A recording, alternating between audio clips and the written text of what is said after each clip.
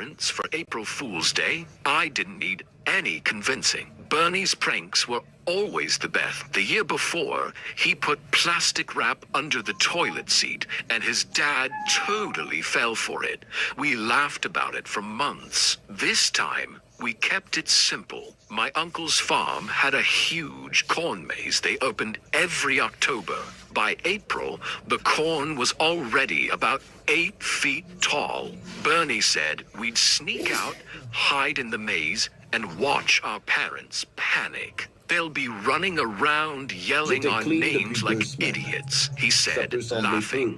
That night, while our parents were eating, drinking wine, and having a good time, Bernie grabbed my arm and whispered that it was time. We slipped out the back and ran across the field, laughing. The maze entrance was about 200 yards away, far enough that they wouldn't hear us. It was that strange time just before nightfall when everything turns gray. The corn rustled in the wind, and the maze felt bigger than I remembered. The paths were narrow, and the stalks towered over us. We turned left, then right, then left again.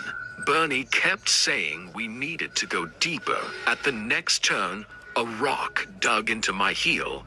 I hopped on one foot when I heard something in the corn. My heart started racing. I stopped and listened. I asked Bernie. He paused too, listening to soft footsteps behind us. Probably just a farm worker, he said with a shrug. Come on, let's hide and scare him. We ducked behind a corner and pressed ourselves against the corn. The stalks were rough, scratching our arms, smelling like dirt and fertilizer. The footsteps got closer, slow and dragging, like whoever it was might be hurt or unsteady. When they were right near us, Bernie gave me a thumbs up. Then, a man stepped around the corner and stopped just a few feet away. He was tall, about my dad's height, wearing a dirty flannel shirt. His gray hair was messy, and he was holding a large machete.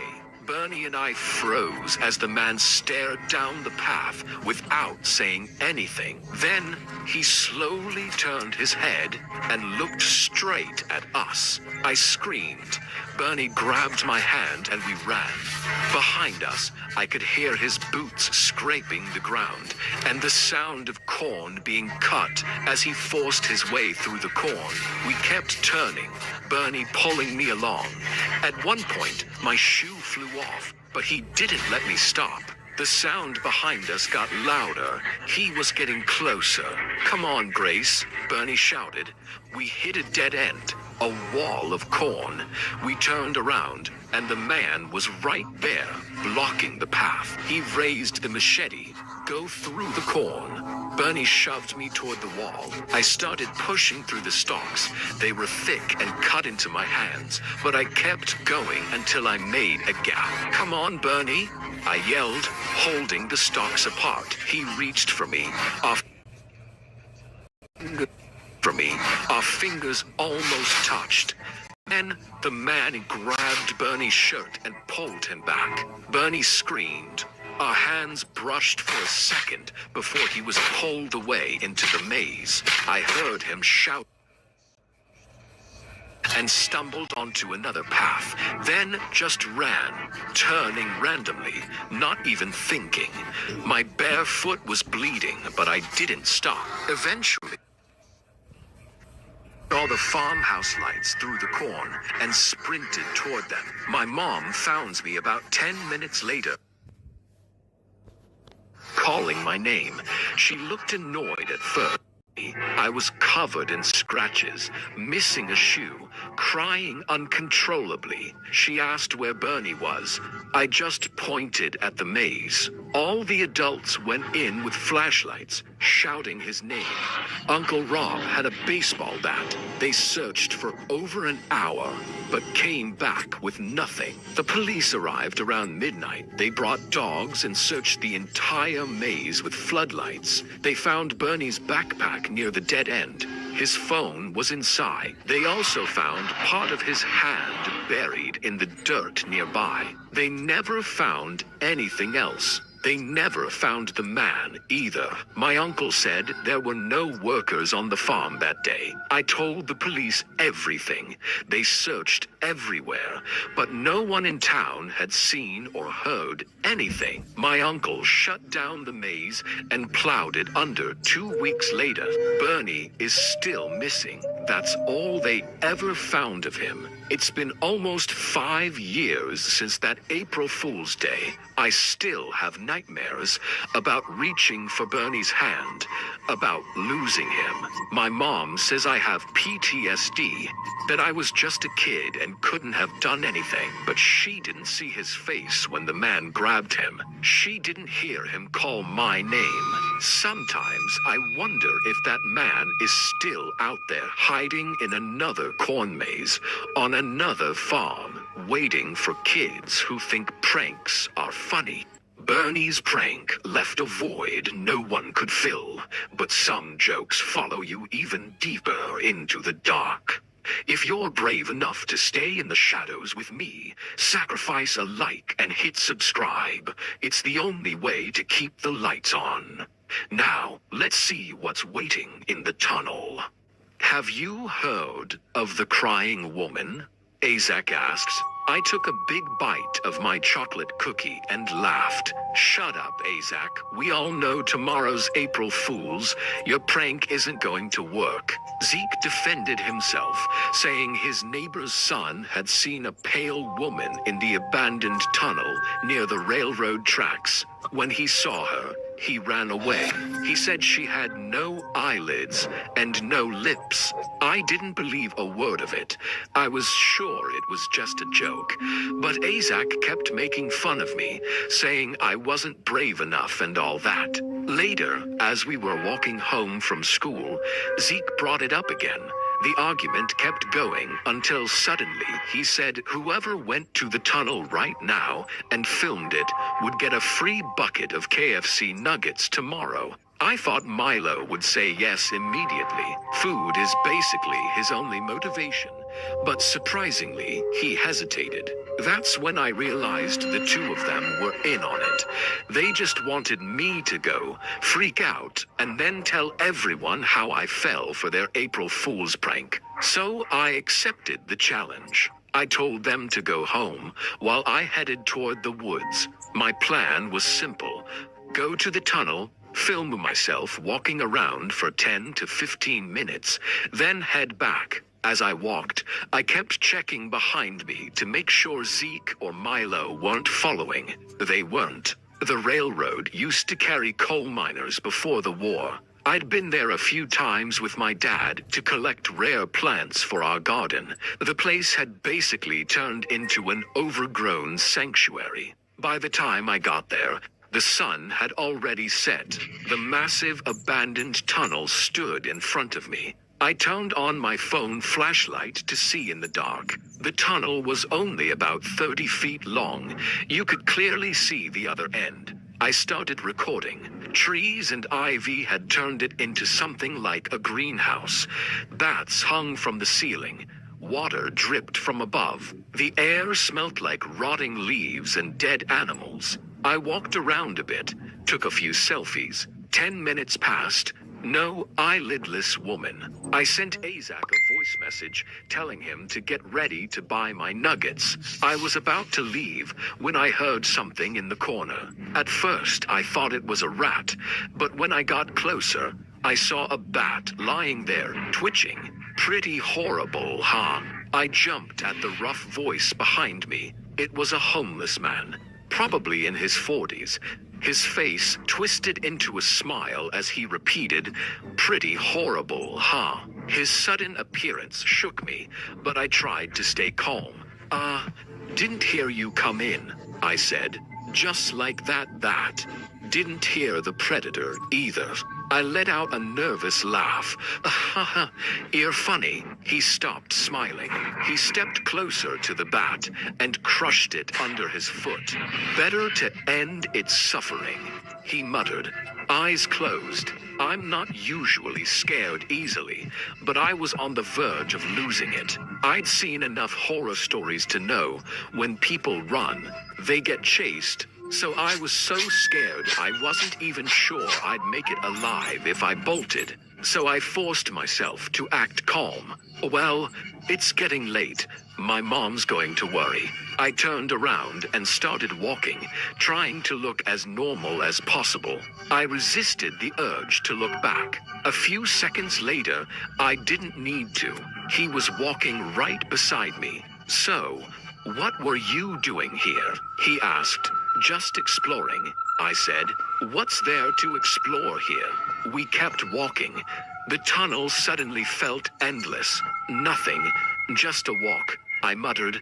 My throat was so dry I could barely speak. He matched my pace, way too close, our shoulders almost touching. I calculated every movement.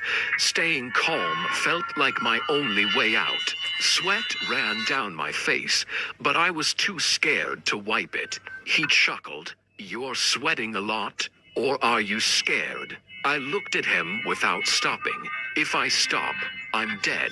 I told myself. No, I said. Streetlight outside. Hope started building. I might actually get out of this. But just as we were about to exit, he stepped in front of me and blocked the way. My heart stopped. We looked eyes.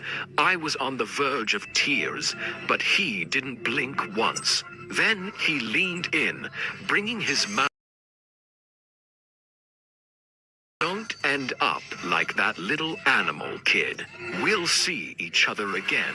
Then he slipped something soft into my hand. I couldn't even react. I didn't stop until I got home. I collapsed on the porch, gasping for air. My hand was still closed, holding something damp and soft. Slowly, I opened it, and I screamed. It was the bat's severed head. Selena and I broke up 4 months before April 1st. She didn't take it well and kept showing up outside my place. When she couldn't get in, she'd leave voicemails at 2 a.m., crying. When that didn't work, she started tagging me in old photos with captions like, I miss this. My friends told me to block her. Selena had always been obsessive when we were together. That's actually why we broke up. But it was April Fool's Day. I was drunk, and I thought it would be funny to mess with her. So I texted her, Hey Selena, I've been thinking about us. I was wrong. Can we talk? I miss you. She replied within seconds. Oh my God, yes, yes, yes. When and where? I can come right now. I should have stopped there. Told her it was a joke and blocked her number. Instead, I told her to meet me at Riverside Park at midnight, the one near her place, and said we could talk there. I'll be there. I knew you'd come back, she replied. I showed the whole conversation to my roommate Tyler, and we both laughed at the idea of Selena sitting alone in a dark park at midnight, while I stayed home on the couch in sweatpants. Was it mean? Yeah, but I was 23. She'd been making my life miserable for months, and I just saw it as a joke. Midnight came and went. I was on my 3rd beer playing Call of Duty. I'd completely forgotten about it until my phone buzzed around 1 a.m. I'm so happy we're back together. Thanks for coming to see me. My heart stopped. I hadn't left my apartment. I was still in sweatpants. Tyler was sitting right next to me. There was no way Selena could think she saw me at the park, because I wasn't there. I called her immediately. It rang with no answer. I called again and again. Tyler asked what was going on. When I showed him the message, his face went pale. Dude, who's with her? I tried 5 more times. No answer. My hands were shaking so badly I kept messing up, but I finally managed to text, Selena, I'm not at the park. That wasn't me. It was a stupid joke. I'm sorry. Please answer your phone. The typing dots appeared almost immediately. It's too late. Then the chat went silent. I called her roommate Jessica. She picked up on the 4th ring, half asleep and annoyed. What? Is Selena there? No, she left like 2 hours ago. Said she was meeting you. Why? My throat tightened. No, Jessica. What's going on? I told her everything. We both realized whoever sent that last message was with Selena and had her phone. Jessica started screaming and said she was calling the police before hanging up. I just sat there staring at my screen. Tyler paced back and forth saying we should go to the park, but I couldn't even get off the couch. 2 police officers showed up at my door around 2:30 a.m. They asked about my relationship with Selena and why I told her to meet me at midnight if I never planned to go. I explained the prank and watched their expressions go cold. You lured your ex to an empty park in the middle of the night as a joke. I didn't think she'd actually go. I'm sorry. She's okay, right? You found her. They searched the park. They found her car in the parking lot, unlocked. The keys were still in the ignition. Her purse was on the front seat, but her phone was gone. Near a bench by the trail, they found her left heel shoe in the dirt, with blood on the strap. Selena never came home that night. The police kept me at the station for hours, asking where I was between 11 p.m. and 2 a.m. Luckily, Tyler confirmed my story, and the building cameras proved I never left. They had to let me go, but I could see what they were thinking. They searched for weeks. Nothing. The part of the park where they found the shoe had no cameras. Selena just vanished. Phone records showed the message came from her number, but by the time they tried to track it, it was already off, probably destroyed. For months, I couldn't stop crying, replaying everything. Who was waiting in that park? Someone who knew she'd be there, because I told her to go. Someone who might have been watching, and I gave them everything without even realizing it. I'm 24 now. I still call Selena sometimes, hoping one day she'll answer, so I can tell her how sorry I am.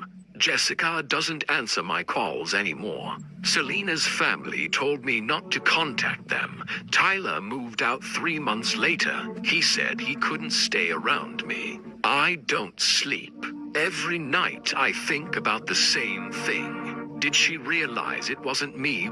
That she never realized what was happening until it was too late. The case is technically still open, but the detective told me last year they don't have any leads anymore. Her file is sitting in a box somewhere, collecting dust. People ask me if I think she's still alive. I don't know. I don't let myself answer that. I killed a man, and I don't even regret it. Last month, I went to the mall to do some grocery shopping. I live alone in California, and it was getting close to closing time, so the mall was starting to empty. I went straight to the food section and grabbed everything I needed. Fresh meat, juice, veggies, the works. I walked out to the parking lot with 2 heavy bags in each hand. They were weighing me down, but I finally made it to my car. I set the bags down to dig out my keys when suddenly a voice called out, "Miss, can you help me, please?" I looked around. The empty parking lot stretched out in front of me, filled with cars but no people. "Hello? Is someone there?" I asked, confused. I waited a minute, but there was no response. A cold fear started to creep in, being all alone in that lot at night. I opened my car and began loading the bags onto the back seat. Just as I was about to climb in, a blood-stained hand grabbed my arm. I screamed, "Please, you have to help me, or he's going to kill me." A woman was standing right there next to me. I saw that she had been stabbed in the stomach and was bleeding out. "Oh my God, what happened to you?" "My husband, he saw me. That's why he wants to kill me now. He stabbed me and snatched me from my house. He's going to bury me in the woods so no one ever knows what happened. Please, help me." I was terrified for her. Okay, I'm taking you to the hospital. We'll call the police from there. Let's just get you out of here." She was sobbing in agony as I helped her into the back of my car. I shut the door and was about to get into the driver's seat when I heard a man's voice close by. "Hey, have you seen my wife?" I looked over and saw a medium-built man standing on the other side of the lot, maybe 30 or 40 feet away. From that distance, he couldn't see inside my car. "Calm down. Don't make a sound," I whispered to the injured woman. The man started walking towards me. There was nothing off about his appearance. He looked like a perfectly normal guy with an ordinary face. It gave me chills, realizing this man was a cold-blooded murderer. It's scary how hard it is to read people's true intentions. "No, I haven't seen anyone," I said firmly. She was waiting in the parking lot. She was feeling a bit sick, so I let her rest in the car. "Well, I don't think I saw anyone. I was busy with my bags. But maybe I heard some footsteps toward the back." "Great, thanks." The man gave me a normal smile, as if nothing terrifying was going on in his head. He turned around and started heading back to his car. I let out a massive sigh of relief. Finally, I could get this woman to safety and have this monster arrested. I got in and shut the door. I was about to turn the engine when a phone started ringing. "Oh my God, it's him. He's calling me," the woman gasped. He saw her. He knew she was with me. I didn't waste another second. I slammed the car into gear, and then I heard a roar. "Stop that fucking car." I floored the accelerator. My tires screeched as the car lurched forward. I looked to my left and saw the man sprinting towards us at full speed. I knew if he caught us, he'd kill both of us and dump our bodies in the woods. I was in the middle of the parking lot. It would take at least 5 to 7 minutes to navigate the turns to the exit. The man was running alongside my window, screaming over and over, "Stop, stop," I said. But I didn't stop. I couldn't go too fast because if I hit the turns with too much speed, I'd risk slamming into the concrete walls near the exit. Suddenly, the man caught up and leapt onto the car. He landed hard on the hood with a massive thud. We both screamed. This man was the devil incarnate. He grabbed onto my windshield wipers, balancing himself on the hood. "Stop, stop," I said. "Everything she told you is a lie. My wife is sick," the man screamed, his voice cracking with desperation. "Stop the car right now." He knew that if we reached the police, he'd rot in prison forever. I don't know what snapped inside him, but he leaned in and started punching the windshield with all his strength. He was pounding on the glass, howling like a lunatic. "I want my wife. Let her go. Stop this fucking car." I was in a state of total panic. In the back seat, the woman was hyperventilating. "Please, don't let him touch me. He's going to kill me. Oh God, help us." The cacophony of her terrified cries, his guttural growls, and the rhythmic thud, thud, thud of his fists against the glass made it impossible to think. My focus shattered. I missed the turn for the exit, and the car plowed straight into a concrete wall. I screamed as the wall rushed toward us. The headlights exploded into 1,000 shards. My head slammed into the steering wheel. Blood began to warm my face, and the world faded into black.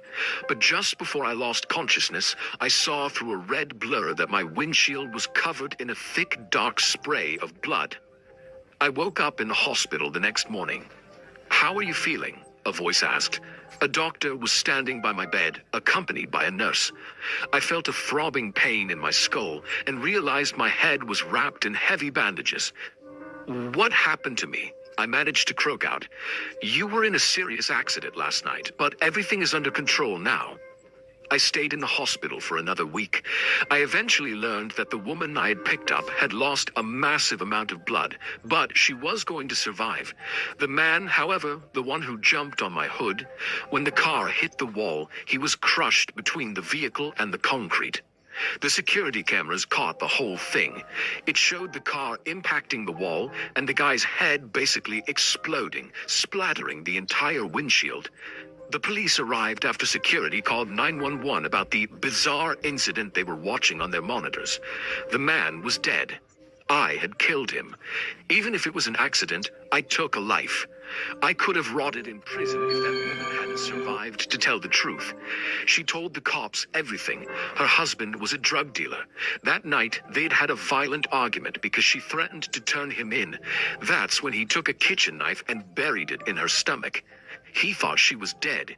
He put her in his car to dump the body in the woods, but he stopped at the mall to buy bleach to clean up the crime scene. I'm so grateful I was able to save her life. I was cleared of all charges. The camera footage made it undeniable that I was acting out of fear for my life. I still have to live with the fact that I killed someone. It makes me sad, but I know there was no other way out. I try not to blame myself. I did what I had to do. That collision was enough to shatter anyone's nerves. If you survived that rush, pulse the like button and join the Shadow Realm by subscribing. But stay sharp, because while some monsters hunt in the streets, others are already waiting for you in the deepest corners of the mind. I've been a psychiatrist for 10 years now. It's never easy working with patients with severe mental health struggles. Most people still don't take mental health as seriously as physical health. They look down on those who suffer. The first rule of psychiatry is to treat the patient with extreme calm and patience. A single poorly chosen word can devastate a patient's progress. Unfortunately, I learned that lesson the hard way at the very beginning of my career. It started with a patient named Kevin. He was originally from Rhode Island, but had moved to New Jersey for reasons he wouldn't disclose. I learned plenty of strange things about his life, but he never told me why he chose New Jersey. We had appointments twice a week. He was the kind of patient who required special care and total attention. Our sessions usually ran long. Kevin was shy, probably in his late 20s. He would come into my office and sit on the large sofa, his shoulders slumped and his eyes darting around the room, as if he were looking for something hidden in the corners. He always looked terrified. I initially suspected schizophrenia. At least his words and gestures pointed that way. But as time went on, I began to discover details about him that were absolutely bone-chilling. One rainy afternoon, I was waiting for Kevin in my office. He was late, which was shocking, because he was usually early for every appointment. My secretary, Pamela, finally poked her head in. "Kevin is here, doctor. Should I send him in?" "Yes, please. I need to get home early for some research tonight. Let's get started." Kevin walked in and sat in his usual spot. But this time, he had a bizarre smile on his face. He was grinning like a happy little girl. "Someone looks happy today," I noted. "What's the big news, Kevin?" "I met a girl last night," he said. "That's great to hear. Do you like her?" "Yes. I chased her." "What?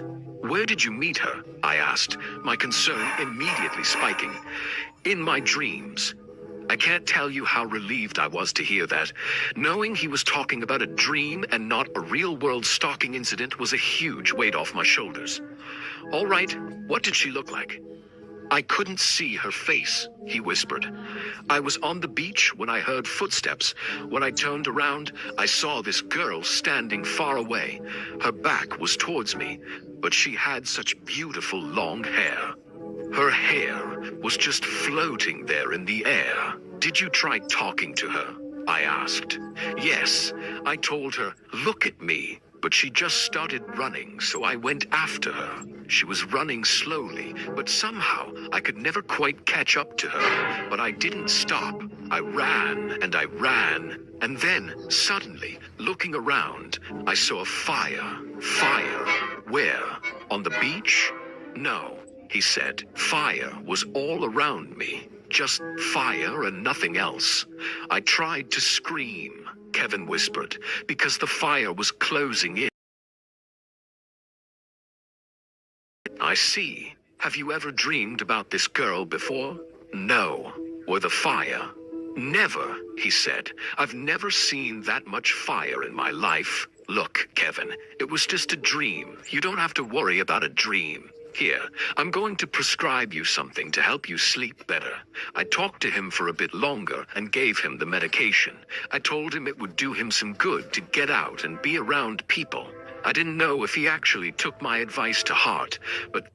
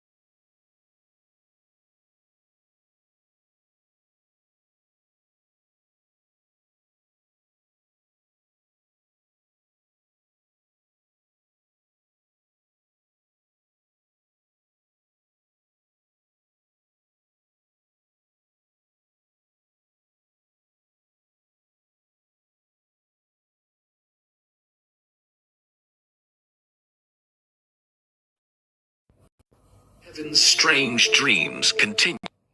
Following week, Kevin came back to see me. "So, how are you feeling today?" "I saw that girl again," he said, "but this time, the dream wasn't pleasant at all. I don't want to have it anymore."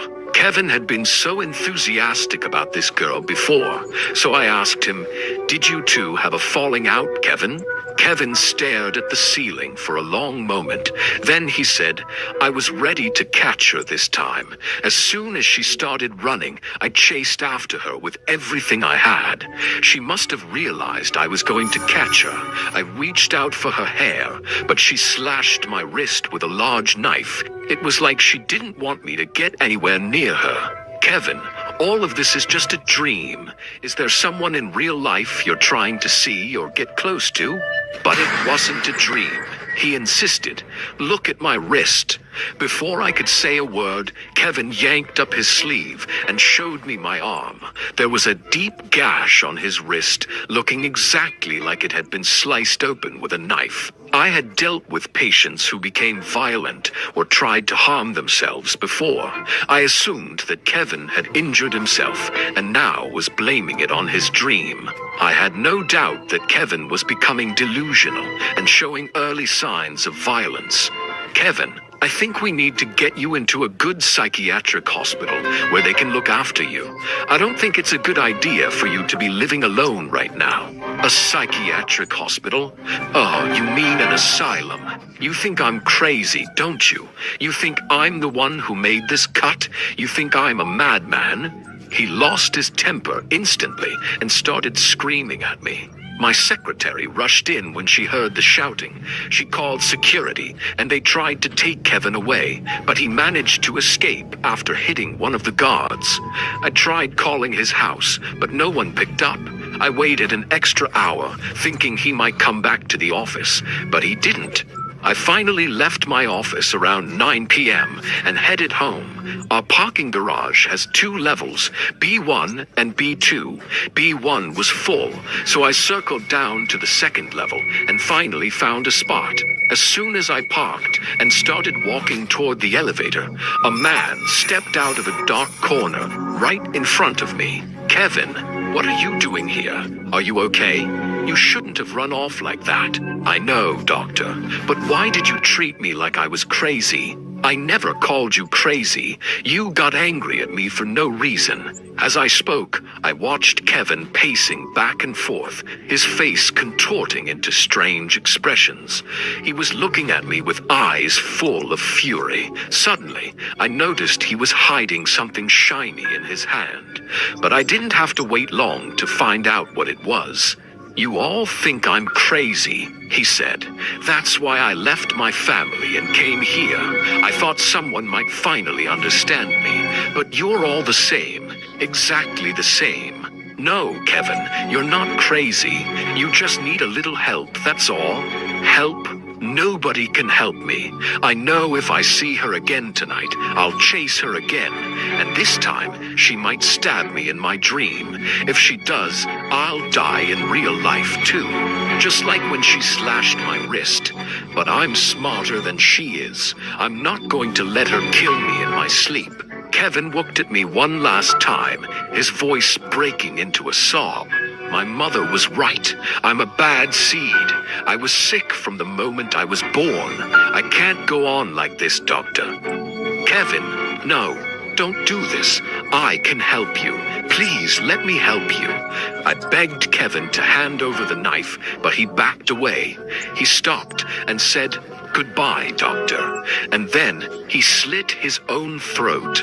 Blood sprayed from his neck. He clutched his bloody throat and slumped to the ground, coughing violently. "Help! Someone help him!" I screamed for security, but by the time they arrived, Kevin was dead, lying in a pool of his own blood. The paramedics eventually came for his body. The police discovered that Kevin's family had severely mistreated him. His mother used to beat him when he was a little boy. I'm certain those repressed childhood traumas are what drove him to take his own life. I'll never forget the way he looked when he slit his throat that night, right after he said goodbye to me. I'm terrified of being alone in a parking lot. Yeah, I know it sounds like a cliche or even a bit funny, but it's the absolute truth. It all stems back to an incident that completely shattered my sense of security. I live in a fairly large apartment complex with an underground parking garage. Generally, it's a very quiet, unremarkable building. The tenants hardly know each other. I couldn't even tell you how many people actually live there. Anyway, I was getting home extremely late one night. The midnight return. As I pulled into the garage, I checked the time on my phone. 2:15 a.m. The vast, cavernous basement stretched out ahead of me. Cars were parked haphazardly to the left and right, but the garage wasn't very full. I decided to park into the entrance so I could make a quick exit in the morning. I drove straight ahead, passed 2 cars on my left, and pulled into the third spot. After I killed the engine and stepped out, I started the long walk toward the elevator. The garage was dead silent. The only thing I could hear was the hollow, eerie whistle of the wind through the vents. I reached the elevator and pressed the button, only to realize I'd left my phone sitting on the passenger seat. Damn it, I muttered. Now I had to track all the way back. The tiny handprint. I was almost back to my car when I heard the unmistakable sound of footsteps behind me. I spun around instantly, but the garage was empty, just rows of silent vehicles. I figured it was just my imagination playing tricks on me in the dark, so I shrugged it off and kept walking. When I reached my car, something caught my eye. There was a handprint on the driver's side window. It was fresh. I didn't remember touching the glass when I got out. The print was tiny, like it belonged to a small child. I unlocked the door, grabbed my phone, and turned to head back to the elevator. That's when I saw her. A woman was standing right behind me, seemingly out of nowhere. To be honest, I nearly had a heart attack. "Oh, man," I gasped, clutching my chest. "I hope I didn't scare you, sir." I tried to pull myself together and asked, who are you?" "I live here," she replied flatly. "You live here too?" "Yeah, I do. Look, I wanted to ask, is this your daughter's handprint?" The woman leaned in, looking at the glass intensely. Then she started sniffing the air in a really bizarre, animalistic way. "Yes," she whispered. "I think she's hiding somewhere around here. Oh, what a naughty little girl." My gut was screaming that something was wrong. What was this woman doing in a vacant garage at 2 in the morning with a little kid? "I should probably head up now," I said, trying to edge away. "It's late. Good night, ma'am." "Wait," she called out, her voice sharpening. "You have to help me find her. If we don't, people are going to die." I stopped. "What? What do you mean people are going to die?" She took a few small steps toward me and whispered, "You don't know what she does when she's angry. We have to find her before she kills again." She started looking around frantically, biting her nails while staring at me with these huge, wide eyes. She was smiling, but it wasn't a friendly smile. It was terrifying. I was losing my patience and was about to snap at her to leave me alone, but she stopped me. "Did you hear that?" she asked. "What? Ma'am, are you okay? Look, I'm calling security. They'll help you find her." "How old is she? 6? 8? "She looks older, but she's my little girl," she whispered, seizing my hand. "Did you hear that? She's coming. She's finally coming out." I looked around, but I didn't see a child, and I didn't hear any laughter. "Ma'am, there's nobody here. You really should call security." "There, look. You must have heard her. There she is." She pointed behind me towards the end of the corridor where the emergency exit stairs were. The door was cracked open. Something I hadn't noticed. It crawled out of the darkness into the dim glow of a neon bulb, letting out a low, guttural growl. Before I could even process what I was seeing, the silhouette let out a high-pitched, blood-curdling scream and lunged at me with terrifying speed. The woman next to me burst into a chilling, bone-deep laugh. There's my daughter, my not direction, but it was too late. The girl pounced on me like a predator, slamming me to the concrete. I rolled onto my back, struggling as she tried to claw at my eyes. I grabbed her wrists. Her skin felt cold and leathery. She was incredibly strong. She bit down on my arm and tearing a piece of my flesh away. As she lunged for my throat, baring her teeth, instinct took over. I pulled back and landed a desperate, heavy punch right to her head. She let out a high-pitched scream and tumbled back, giving me just enough time to scramble to my feet. She collapsed right there next to me. Her mother rushed over, sobbing hysterically. No, you hurt my baby. You hurt her. By then, I finally managed to call security. Other tenants started pouring out as well, all of them staring at the girl with terrified eyes. I eventually learned the truth. This woman and her daughter lived in the basement. The mother was delusional, and the daughter was just as mentally unstable. The woman used to work as a cleaning lady, but eventually she just stopped leaving the basement altogether. What disgusted me even more was that the security guard knew exactly what was going on with them, yet no one ever stepped in to help.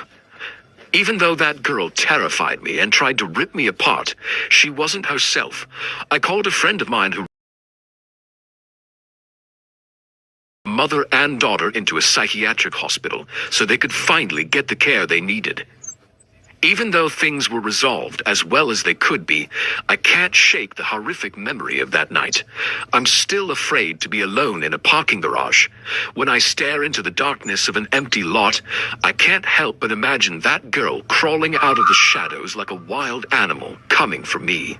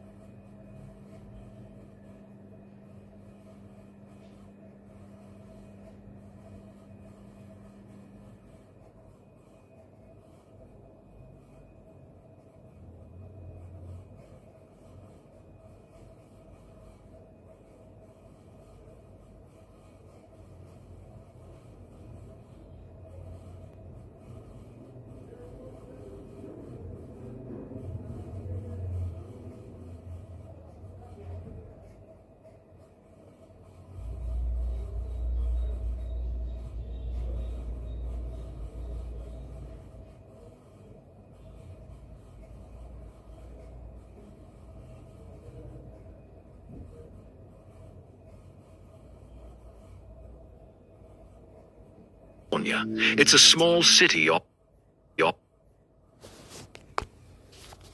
the guilt I feel every time I drive past a McDonald's. I'm Nathan from Olympia, Washington. This happened when I was 11, about 5 years ago, but I still remember everything like it was yesterday. It was summer, and I'd spent the whole afternoon at the park near my house. My mom let me go alone because she could literally see the park from our kitchen window. I was on the swings and climbing around with 2 other neighborhood kids. Around 5 p.m., I said goodbye to them and started heading home. On the way, I grabbed a chocolate ice cream with rainbow sprinkles from the ice cream truck. I was walking and eating, just happy to be alive. That was until the sky suddenly opened up and it started pouring down like crazy. Within seconds, I was completely soaked. I ducked under a large cedar tree and stood there, watching my ice cream turn to soup. The rain was drumming loudly on the leaves above me. Suddenly, my eyes landed on a woman across the street. She was standing out in the middle of the downpour without any cover at all. all. The strangest part was that she wasn't trying to get dry or even move. I wiped the water from my face and took a closer look. Her hair was matted and stuck to her face. Her clothes were drenched and clinging to her body in a really unsettling way. Yet she wasn't shivering. Not even as the rain came down hard enough to crush anyone else in her place. As I blinked, our eyes met, and she gave me this unnaturally wide smile that showed me the entire inside of her mouth. I swallowed hard and looked away because it totally freaked me out. I tried to just focus on my ice cream instead. I told myself she was just some random lady and that everything was fine. When I looked back, she was gone. I scanned the area, but I couldn't see her anywhere. Then suddenly I saw her peeking out from behind a tree.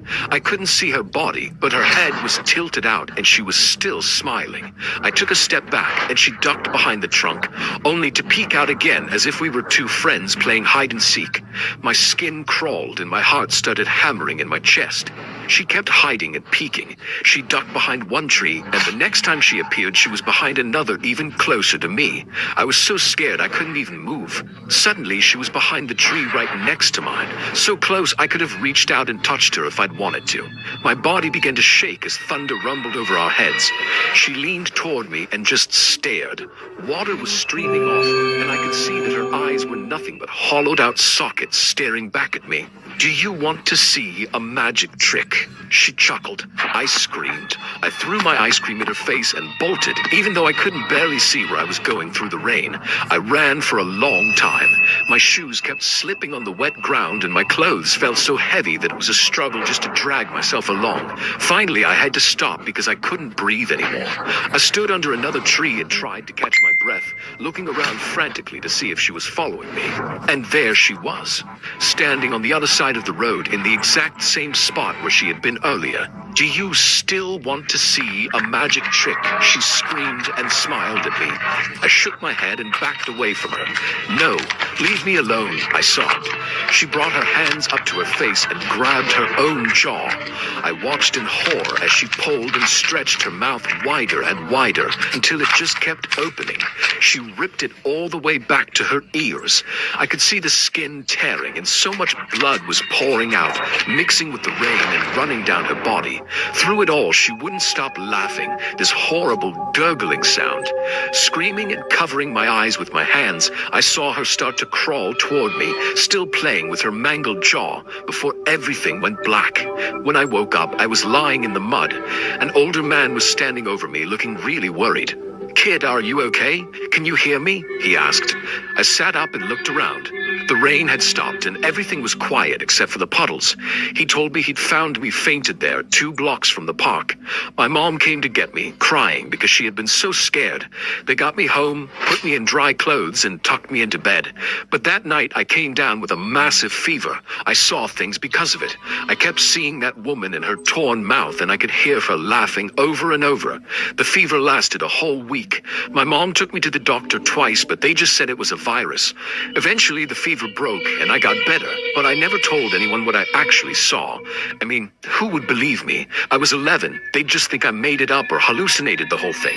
I'm 16 now and still live in Olympia, but I don't go to that park anymore. I don't walk those streets, and when it rains hard, I stay inside no matter what, because when it rains, I look out the window and she's standing there across the street, water pouring over her, smiling. And I know if I look at her too long, she'll start playing that game again, hiding behind trees, peeking out, getting closer and closer until she's right beside me, asking if I want to see her magic trick. And I really don't want to find out what happens if I say yes. A magic trick that stays with you long after the rain stops. If that jaw-dropping horror earned its place in your nightmares, hit like to feed the shadows. But stay alert, because our next stranger doesn't want to show you a trick. He's waiting for you to return to where it all began. I'm from Tacoma, and I've lived in the same neighborhood long enough that walking home alone at 11 p.m. wasn't something I ever gave a second thought to. The night it happened, I was over at my friend Jenna's house. We were cramming for a history test the next day and totally lost track of time. My parents knew where I was, so I wasn't even worried. Besides, I'd probably walked those 8 blocks 100 times before. The first few blocks went fine. It was mostly just me and a few stray animals on the road. Everything felt exactly like it should, until I turned onto Spruce Street and spotted that old man. He was standing under a flickering covered in stains all down the front. He was coughing so hard his entire body was shaking from the impact. Thinking he might just be a sick vagrant, I kept walking. I was only a few feet away when he leaned over and spat on the sidewalk.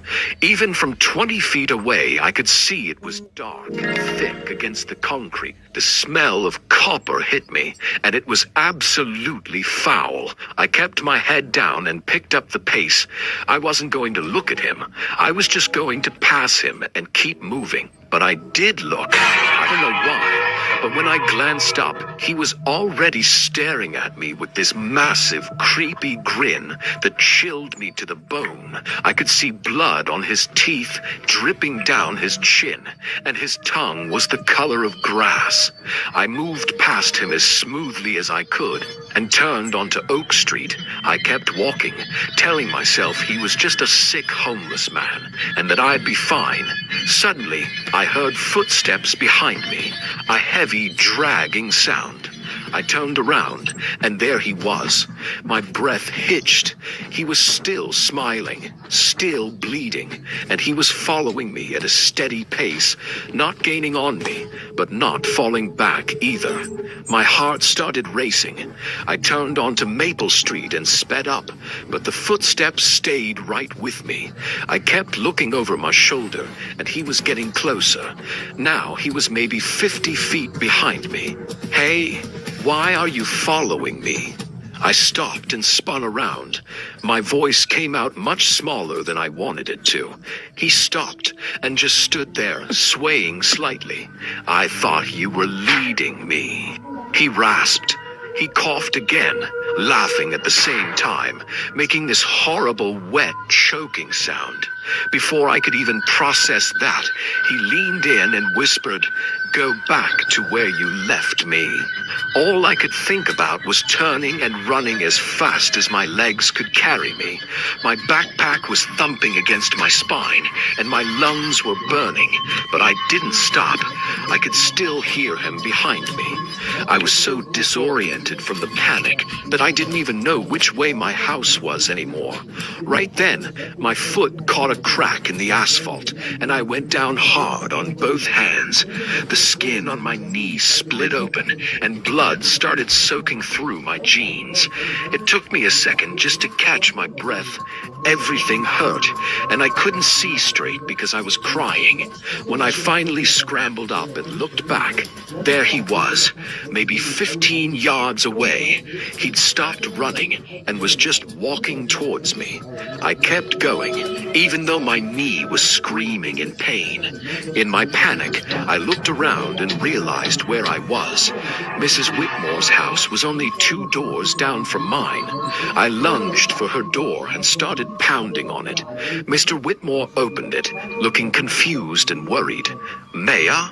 I turned and pointed at the street behind me. "A man is following me. He's right there. He's been following me for 5 blocks, and he won't stop." Mr. Whitmore peered over my shoulder. The street was empty, except for the parked cars and the streetlights. "There's nobody there, honey. He was just there. He said something about me leaving him somewhere. I swear he was right behind me the whole time." They brought me inside. Mrs. Whitmore got me some water and a bandage, but I couldn't stop shaking. When my dad came to pick me up, the Whitmores explained what happened. My dad thought I'd just spooked myself because of a homeless man, and kept telling me I was safe now, that everything was okay. But on the way back to our house, I saw the prints on the sidewalk. They were dark and wet, leading directly to the Whitmore's porch, stopping exactly where I had been standing when I turned around. I didn't sleep that night. I kept the lights on and the door locked, and every time I closed my eyes, I could see that smile. By morning, the prints were gone. It had rained or something, or maybe I just imagined them. Honestly, I don't know what to think anymore. I'm 19 now in college in Seattle, but I think about that old man all the time. I still remember every single detail, including the words he said to me. I've replayed them 1,000 times, and they still don't make sense. I've never left anyone anywhere. I'd never seen him before that night, but he recognized me. He looked at me like he knew exactly who I was. Sometimes I wonder if he's still out there, prowling the streets of Tacoma, looking for the person he thinks I am. Still bleeding, and still smiling. Some nights, I hear that coughing right outside my dorm window, and when I get up to look, there's nobody there, except for wet footprints on the sidewalk, leading directly to my door. I'm a guy living in Bakersfield, California, working in insurance to pay the bills. My job has me traveling out in Fresno, cruising down Highway 99 south. If you've never been out that way, Highway 99 is incredibly isolated. It's nothing but flat farmland on either side for miles and miles, shrouded in total heavy darkness. I'd driven that route enough times to feel comfortable, though. Around 10 p.m., both of my front tires suddenly blew out. The car swerved violently, and I had to fight the steering wheel just to keep from flipping before I finally came to a stop on the shoulder. When I eventually got out to check the damage, it was bad. Both tires were completely shredded. There was green glass scattered all over the road from a broken bottle. Some drunk must have tossed it out their window, and it shattered right in my lane. Of course, I only had one spare, so I called 911. They put me in touch with a towing company, but the guy said it would take at least 45 minutes to get to me. I had no choice but to wait.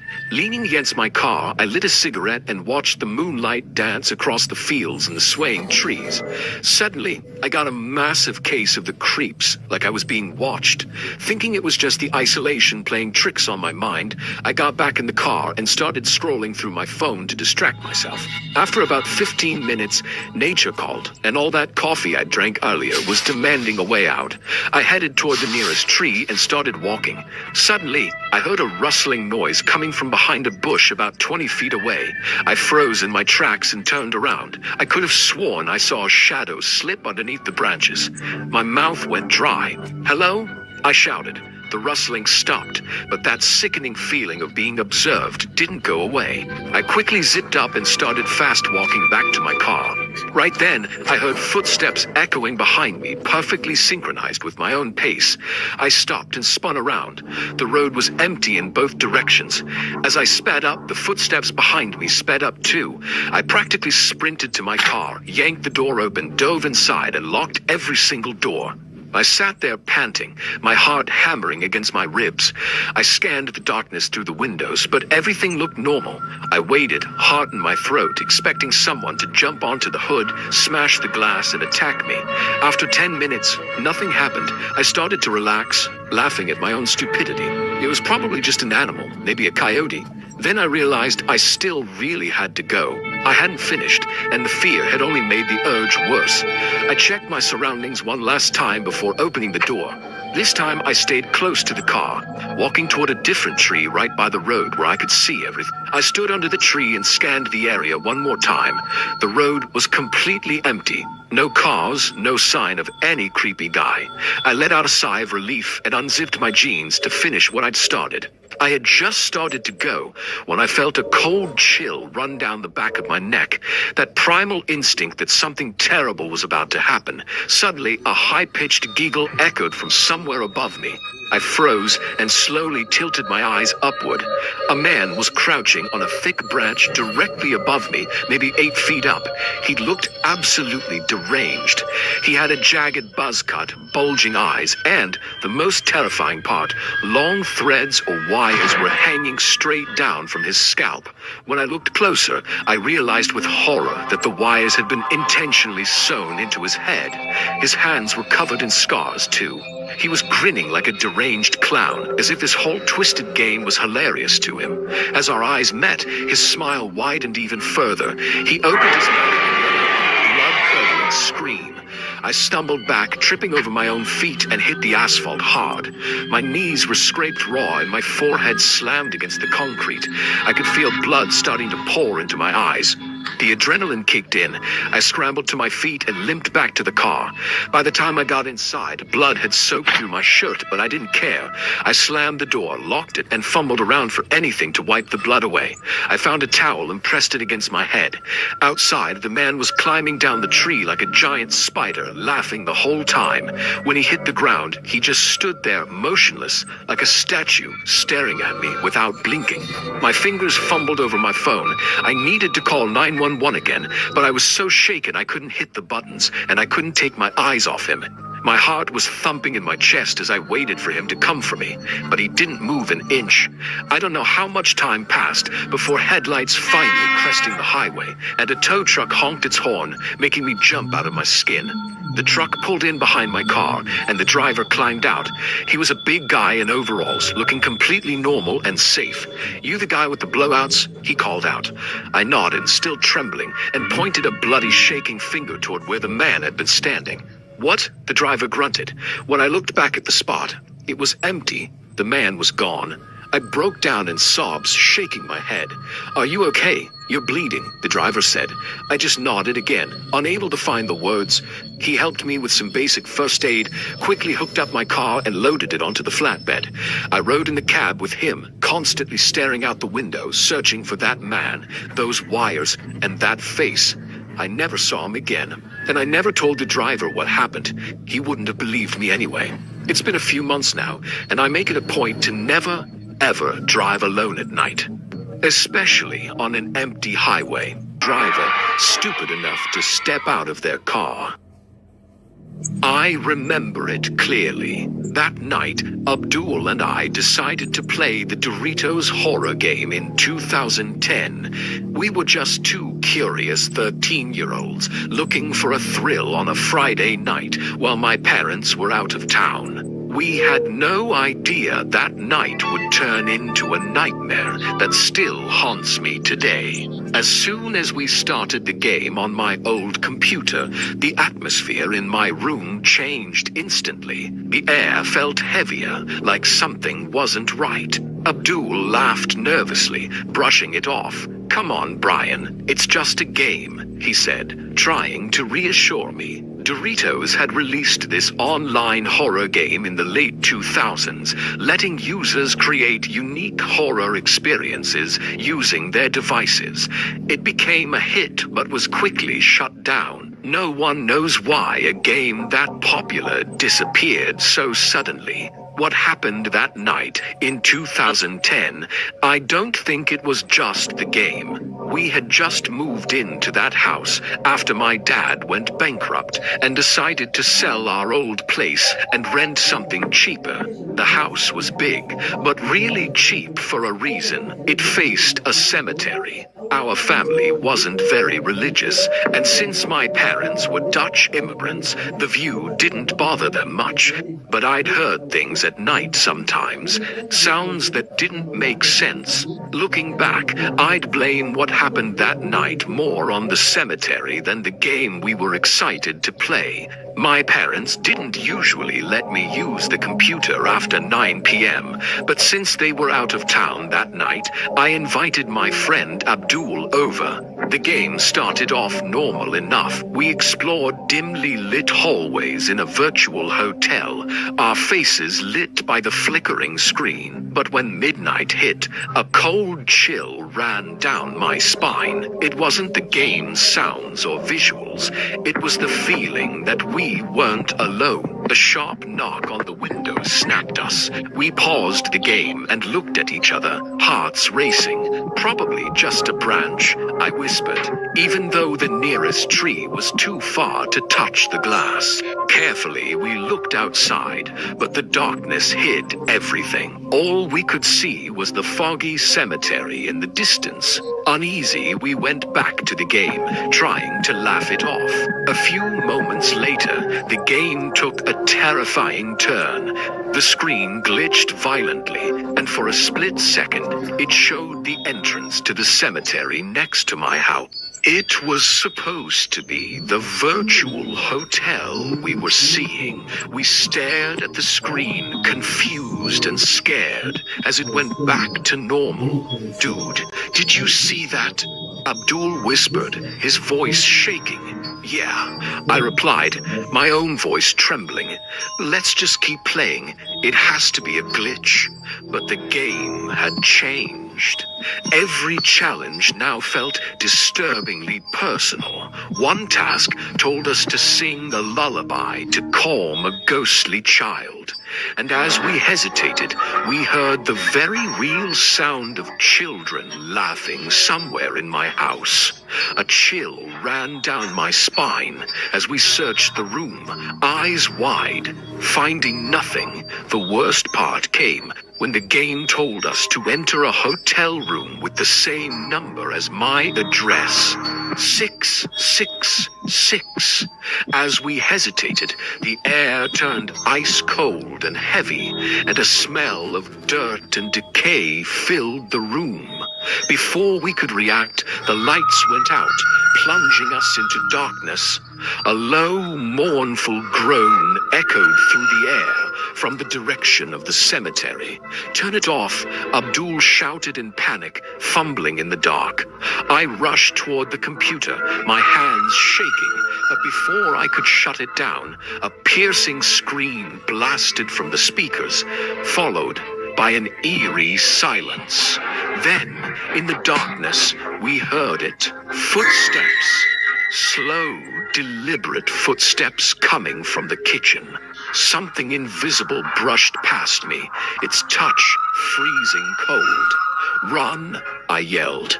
We sprinted toward the stairs, not daring to look back as the footsteps followed us, steady and relentless. At the top of the stairs, the air turned even colder, and my bedroom door creaked open on its own, revealing nothing but total darkness inside. We stepped back, our breath visible in the freezing air, when a deep, guttural growl came from within, followed by movement in the shadows. The figure that emerged looked eerily similar to a character from the game, but it moved in a way no animation ever could. Its eyes locked onto us, piercing through the darkness. Abdul stumbled backward, nearly falling down the stairs. Brian, what is that? He gasped. I don't know, I said, struggling to speak, but we can't stay here. We ran for the front door, but it wouldn't open. It was like something invisible was holding it shut. As the figure started coming down the stairs, we moved around the room, keeping our eyes fixed on it. Suddenly, the game let out a sharp, glitching screech from the computer, making us jump. The figure reacted, flickering like static as it moved closer. Look at the screen, Abdul shouted. On the monitor, words flashed over and over. Don't turn your back. Heart pounding, we obeyed, backing slowly toward the door. With every movements disturbingly in sync with ours. The air grew grabbing Abdullah's arm. We managed to slip out of the room and slam the door shut, pressing our weight against it. Heavy thuds came from the other side, like something was hitting the door with terrifying force. What do we do now? Abdul asked. I don't know, but we can't let it get out. We went to the kitchen to find something to barricade the door. As we searched, the lights started flickering again before plunging us into darkness. Suddenly, my phone rang, its sharp tone cutting through the silence. I hesitated, then answered. A distorted voice whispered, "It's not over." The call cut off before I could respond. I looked at Abdul, fear tightening in my chest. It's like the game. It's playing with us. We went back to the door, this time armed with kitchen knives. Now we could hear whispers coming from inside the room, words we couldn't understand, but that chilled us to the core. We stood there tense, watching for any movement. Hours passed. The night felt endless. But when dawn finally crept through the curtains, the sounds and the presence began to fade. The heavy atmosphere lifted, and we could finally breathe again. Carefully, we opened the door, expecting to see the figure. But the room was empty. The game was still running on the screen, like nothing had ever happened. Abdul and I looked at each other, relieved, but the fear from that night never really left. We spent the morning putting everything back in place, but we agreed not to tell our parents. Luckily, my dad soon got a contract in another city, and we moved out of that house. If you think ghosts are the only things to fear, think again. The real nightmare might be sitting right next to you. Before we dive into our next dark tale, hit that like and subscribe to join our circle of shadows, so you never have to face the darkness alone. It was supposed to be just a sleepover at our friend Liam's house. We were about 13 and really into video games. Liam was the only one in our group who had a PlayStation, so we went to his place a lot. That day, his parents were at a wedding and wouldn't be back until late. Perfect timing to try the Doritos horror game. This new online horror game from Doritos had come out in the early 2000s as a promo to bring back their old flavors. It was only available for a few months before being taken down. Kids at our school had tried it, and it got popular because it was actually pretty scary, at least for a bunch of 13-year-olds. I remember how excited we were, all gathered in Liam's dark living room, ready to start the game. There were 7 of us, spread across couches and cushions, the glow of the computer casting eerie shadows on the walls. Liam had always been a bit intense, but that night he seemed even more on edge. His eyes kept darting around, like he expected something to jump out at any moment. While the game was loading, I caught him whispering to himself, something he'd done since he was little, but this time it gave me chills. "It's just a game," he muttered, more to himself than to us. We shrugged it off and got into the game. It was way scarier than we expected. It messed with your mind, blurring the line between the game and reality. There was one level with the ghost of a screaming woman. That's what really seemed to set Liam off. Suddenly, he paused the game, his hands shaking. "Did you see that? The shadows, they're watching us," he whispered hoarsely. We laughed it off, thinking he was just being weird like usual. He jumped at every little sound, staring at the screen without blinking. "They're here," he suddenly said, making us all jump. "They're here for us." "Calm down, Liam. It's just a game," I said, trying to reassure him, but even my voice was shaking. "No, Adrian, you don't understand," Liam snapped. "They're not just in the game. They're in this room. They want to take us with them." We tried to laugh again, but this time it didn't land. Then Liam, "What is he doing?" Rochelle whispered, her face pale in the flickering light. "He's just trying to scare us," Mark said, but he didn't sound convinced. After what felt like forever, Liam came back into like he didn't recognize us. "They told me what I have to do," he said in a rough voice. "I have to kill all of you to save myself." Panic exploded. Chairs tipped over. Someone screamed. Everything turned into chaos as we tried to get away from him. The game kept running in the background, its creepy sounds playing while we scattered in fear. Liam wasn't himself anymore. He didn't recognize us, his friends. It was like he saw us as threats. We ran in different directions, trying to hide. His shouting echoed through the house as he chased after us. It became horrifyingly real when he reached Mark. Mark raised his arm to defend himself, and Liam lashed out, seriously injuring him. Everyone started screaming. I hid behind the couch, my heart pounding so loud I thought he'd hear it. Through the small gap underneath, I could see Liam's feet moving frantically. "You can't hide," he kept saying. "I have to do this. It's the only way to finish the game." Rochelle, braver than the rest of us, tried to talk him down. "Liam, please, man, put the knives down. We're your friends." But he didn't listen. He turned toward her and attacked. She cried out and fell back, clutching her face. At that point, everything had completely spiraled out of control. Every scream sounded like it belonged in a horror movie, not real life. I knew I had to do something. Summoning all my courage, I came out of hiding and ran into the kitchen. My plan was to grab something to defend myself, or better yet, stop Liam. I grabbed a frying pan, my hands slick with sweat. I turned just in time to see Liam entering, his expression frantic. "Adrian," his voice cracked, full of rage and confusion. "Why are you doing this? Why are all of you turning against me? You've always been on the devil's side, haven't you? It's not us, Liam. It's the game. It's messing with your head."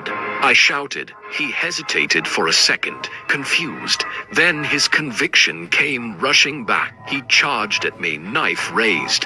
I swung the pan as hard as I could, hitting him on the side of the head. He stumbled backwards, dazed. I grabbed whatever I could and threw it at him. Bananas, a carton of milk, glass bowls. He kept coming, still swinging the knife. Then the knife pierced the milk carton and got stuck for a moment. Milk spilled everywhere. I ran for my life. Liam tried to chase me, but he slipped on the milk and slammed his head against the counter. Breathing hard, I dropped the pan. My whole body was shaking. The silence that followed was deafening, broken only by distant sirens.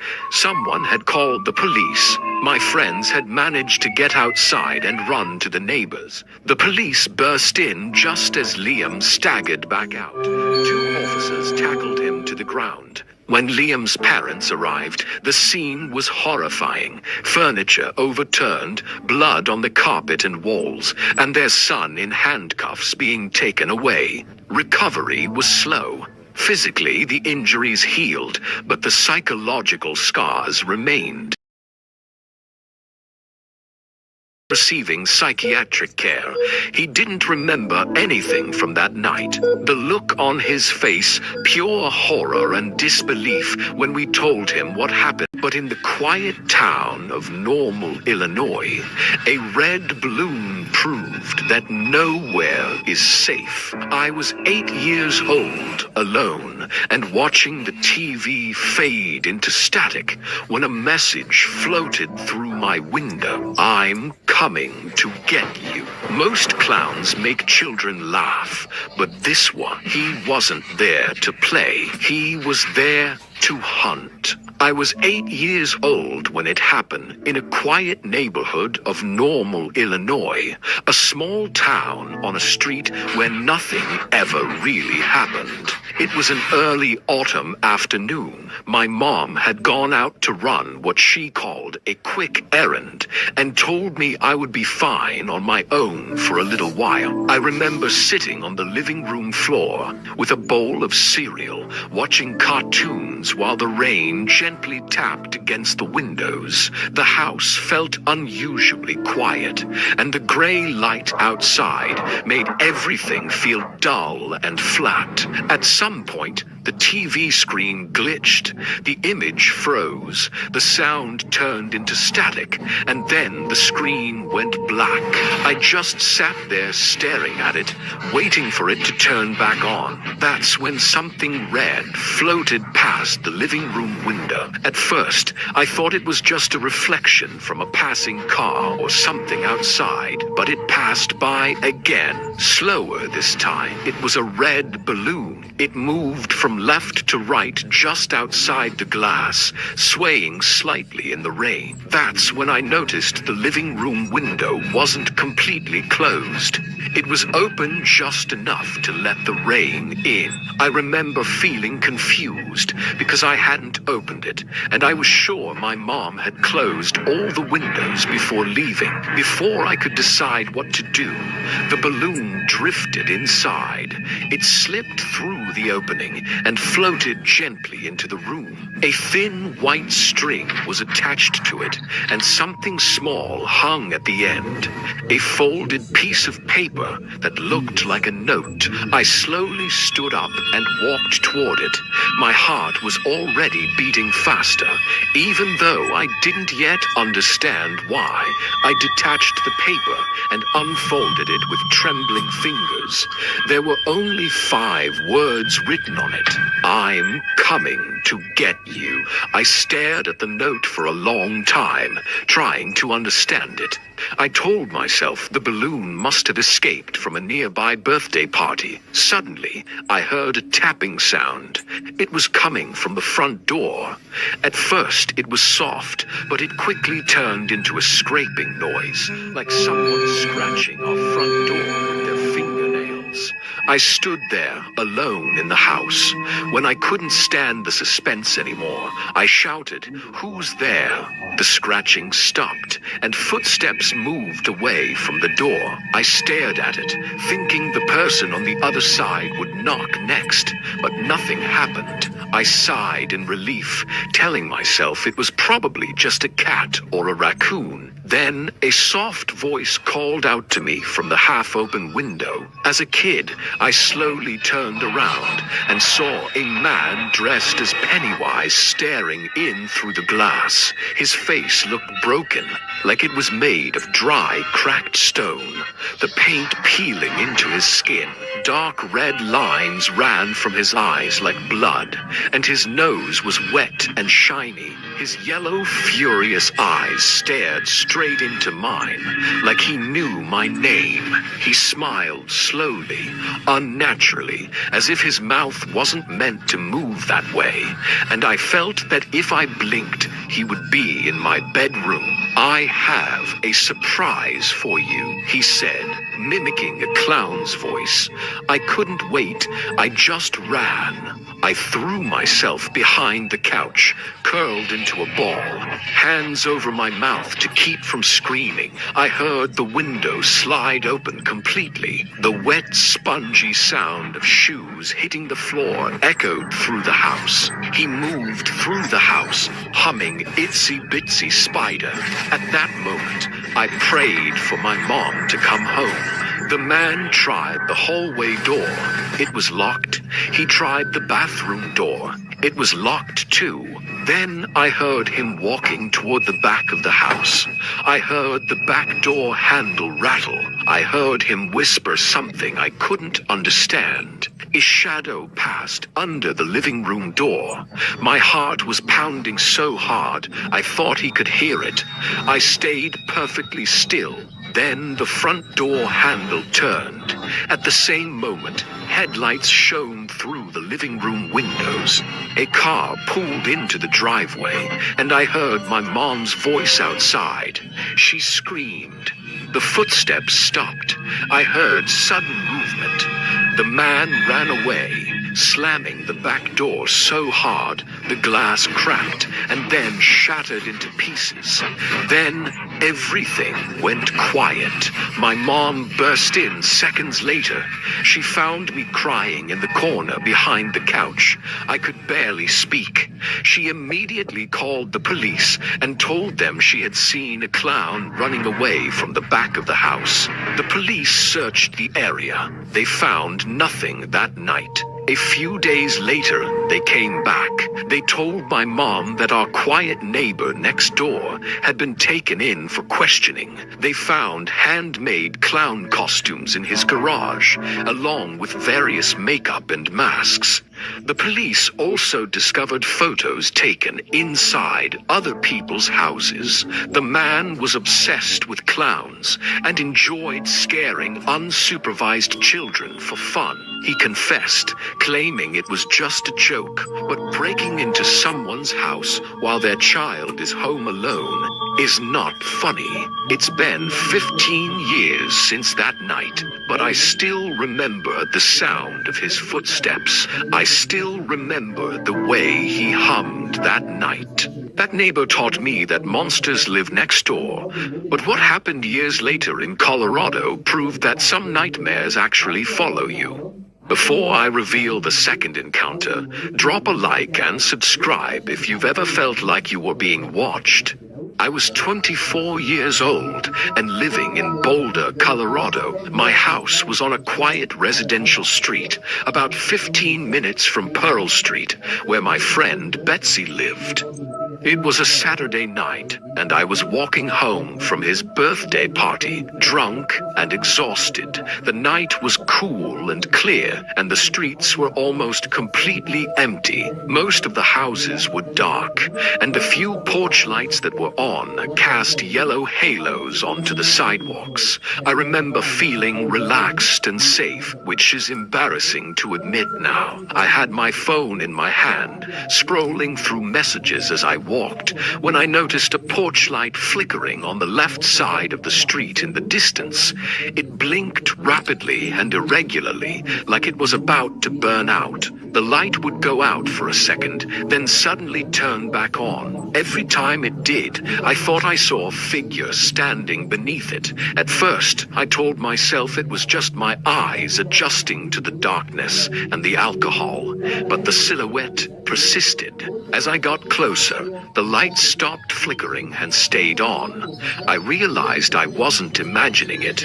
There really was a man standing underneath it. He stood perfectly still, staring up at the bulb, as if he was studying it or waiting for it to change again. His face was painted with a sad, drooping expression, white skin, a red nose, and a blue mouth curved downward, frozen mid-sob. He wore a crooked hat and a dirty green shirt under a torn coat, and he looked older than me. The entire scene felt strange in a way I couldn't explain, but I refused to acknowledge it. I didn't want to be the kind of person who panics over nothing. I told myself he was probably a street performer heading home after a show. I kept walking. As soon as I passed the house, I heard footsteps behind me. They were slow and careful, like someone trying not to be heard. The sound was faint, but on the silent street, it was impossible to ignore.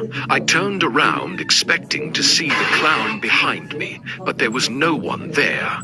The porch light behind me was still on, and the sidewalk was empty. An owl swooped overhead, hooting, nearly giving me a heart attack. I felt a spike of anxiety, but I told myself I was imagining things. I kept walking. Suddenly, I heard footsteps again, this time coming from ahead of me. I looked up, and it was him, the sad clown. He was standing near a stop sign on the opposite sidewalk, facing me as if ready to approach at any moment. Cold sweat ran down my forehead. He didn't move, though. He just stood there, staring at me. I stared back, breathing heavily, but he didn't react. He simply stood there. I swallowed and started walking again. He started walking too. I stopped. He stopped. I paused for a second, then sped up, and so did he. This clown wasn't just following me, he was mimicking me. He never crossed the street. He mirrored my movements perfectly, like my reflection. I laughed nervously and told myself it was a coincidence, but my hands started to shake. Dude, don't you have anything better to do? He didn't answer. He just giggled, like I had said something funny. I yelled in frustration. Seriously, are you stupid or what? He giggled again. again, like a 6-year-old laughing at toilet jokes. I walked faster. He walked faster too. Every time I slowed down, he did the same. My heart pounded harder with every step. I tried to hide my fear, but my face betrayed me. For 15 minutes, he kept up this routine without ever crossing the street. When I reached my neighborhood, my stomach twisted and a terrible realization hit me. My house was on the same side of the street as him. That meant I had to cross. Was that why he followed me all this time? The thought sent chills through me. I stepped off the sidewalk. That's when he changed. He dropped to all fours, not suddenly, not aggressively, slowly, like he had planned it from the beginning. His body bent backward, not forward. His spine faced the sky. His spine arched in the way no humans should. His upside-down face stared at me as he crawled, like a spider trapped in a human body. I screamed and ran as fast as I could. He chased me in that twisted way, sobbing like he was in unbearable pain. His crying voice sounded like something straight out of a horror movie. Even bent backward, he was moving too fast. I knew that if I tripped or slowed down, he would catch me. I ran without stopping until I reached my porch, fumbling with the lock. I dropped my keys. I picked them up. I looked back to check the distance and saw him standing up. I shoved the door, convinced he was about to sprint at me.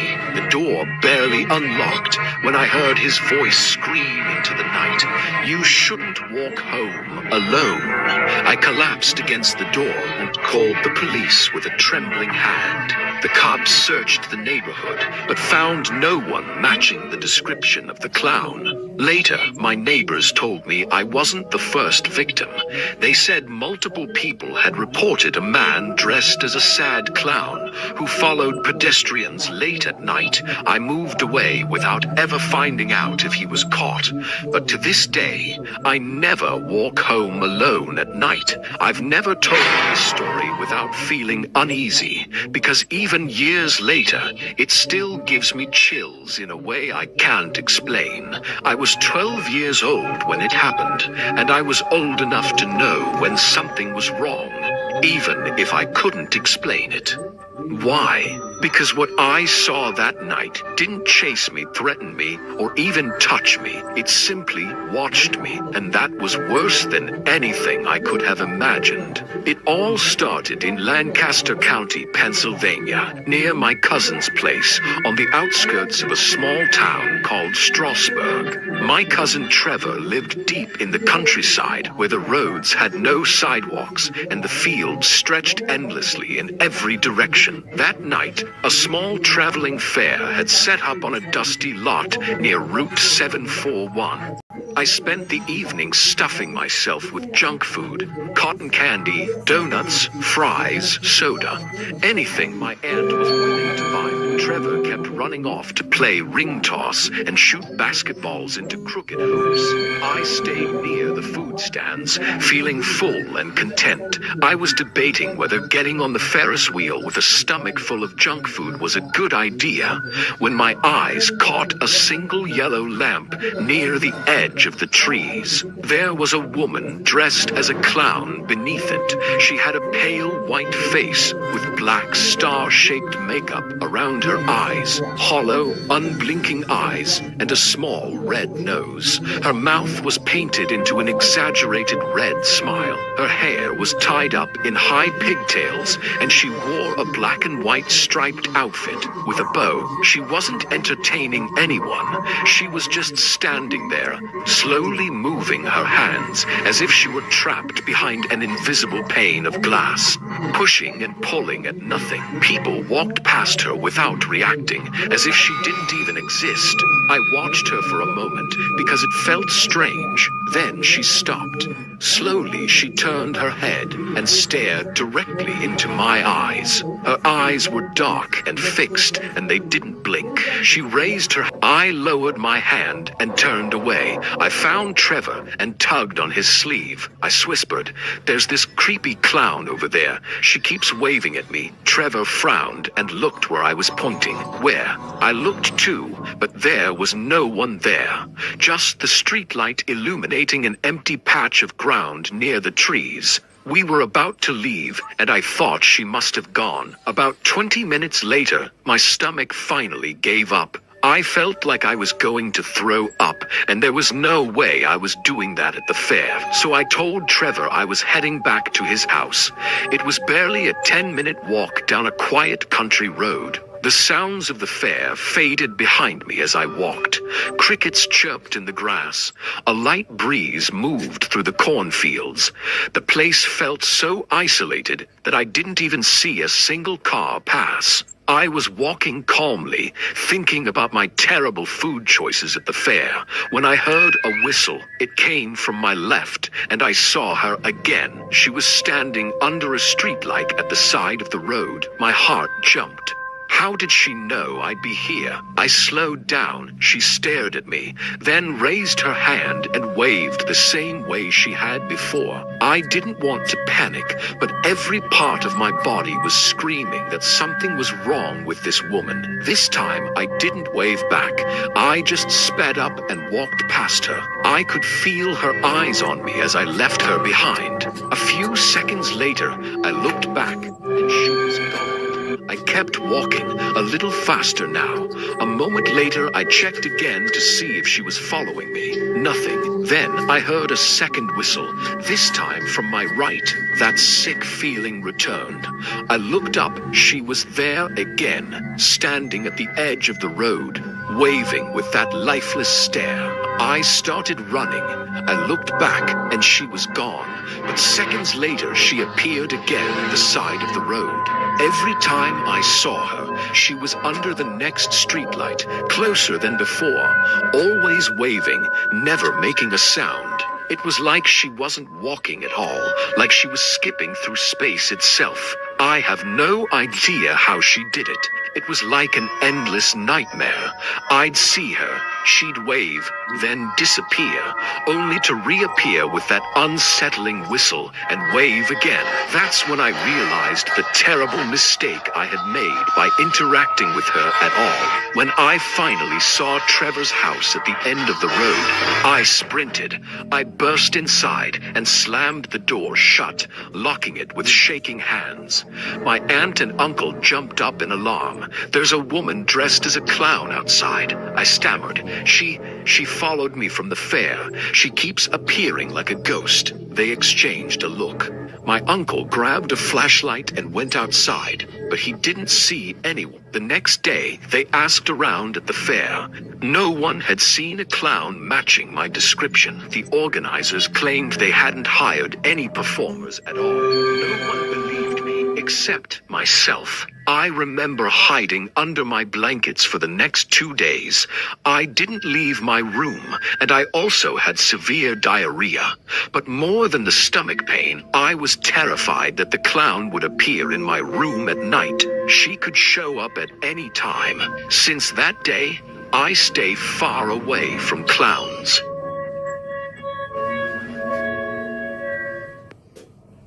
They say hunger can drive you mad. In my case, it almost drove me into a grave. I was 13, starving, and the cheerful jingle of an ice cream truck sounded like salvation. I didn't know it was a siren song leading me to a monster. I'm from Nashville, and I was 13 years old when I ran away from home. I'm not saying that to be dramatic. I'm saying it because that's exactly what happened. For years, my house was a place where I survived, not where I live. My stepmother had a way of making everything my fault. My father was an alcoholic and barely cared about me. One night, I packed a bag with 2 t-shirts, my phone charger, and the money I'd hidden away. I told myself I'd be gone for a day, maybe 2. I disappeared for 7 days. The streets didn't seem scary at first. I slept in parks, behind a closed library, under a bus stop shelter when it rained. I learned how to eat slowly to make food last. I learned how to pretend I wasn't cold. By the seventh night, I had $4 and some change left. My stomach hurt so badly it felt like it was folding in on itself. I hadn't eaten since the morning before.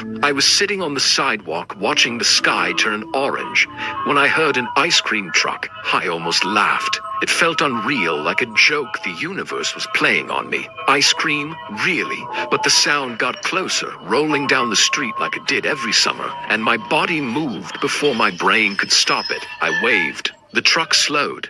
The brakes squealed softly. The window slid open and a man leaned out. He was middle-aged with a patchy beard and tired eyes. Sweet. Real food. We talked while I ate. He asked where my parents were. I said I had nowhere to go. I don't know why I said that. Maybe I was tired of lying. Maybe I wanted someone to notice. He hummed thoughtfully. A runaway, huh? The tone made me uncomfortable, but I nodded anyway. He stared at me for a long moment, thinking. Then he smiled again. That's rough. You look starving. My stomach betrayed me and growled loud enough for both of us to hear. He laughed. How about this? My apartment's just down the street. My wife's cooking. Hot food, real food. You can sleep there for the night. No trouble. Every alarm in my head went off at once. But hunger is powerful. Sometimes stronger than fear. Stronger than common sense. Okay, I said.